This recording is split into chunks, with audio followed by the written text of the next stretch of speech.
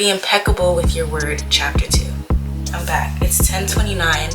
I started reading this chapter at 10:04 and I finished chapter 2, Be impeccable with your word, at 10:29. This chapter, saying be impeccable with your word, was basically explaining the meaning of impeccable. That I am impeccable means without. And impeccable comes from a Latin word which means sin. So impeccable means without sin. If you're impeccable with your word, it's basically justifying the fact that whatever you say and whatever you manifest will come true, whether you like it or not. If you're saying something out of emotion that is negative, you are going to be using black magic. If you're saying that you're ugly, or you even say that to yourself. I don't know if you guys heard of the mirror theory, but the mirror theory is basically a reflection of you. It's a mirror. I have a mirror in front of me and I have a mirror behind me.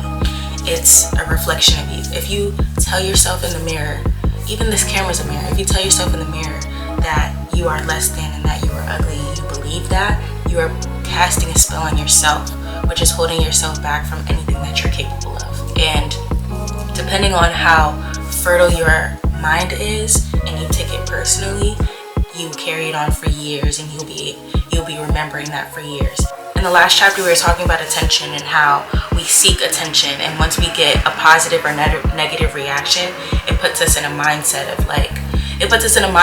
of what's right and wrong. It's reward and there's a punishment, and you're putting your mind through a lot of punishments when you agree to what someone else is telling you that is a sin.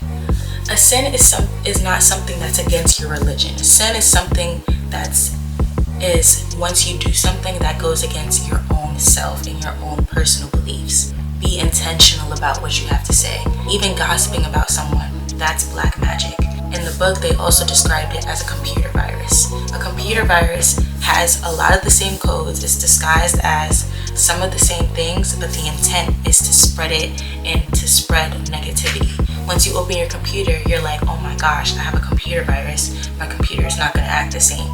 So when you're gossiping about someone, when you're saying something negative about someone, intentionally or unintentionally reflecting on what they did to you, what you heard, you are putting a spell on that person.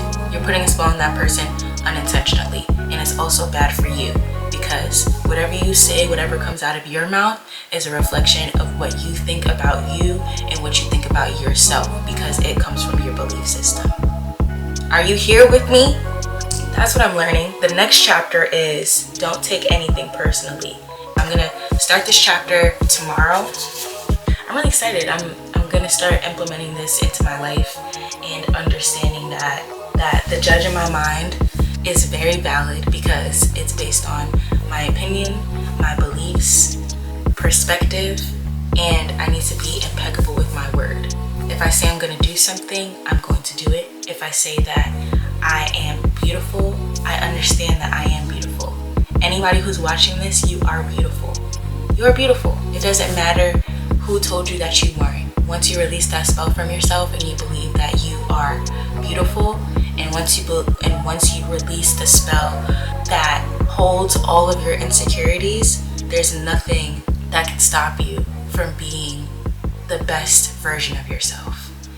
Thank you for listening. I'll see you guys tomorrow.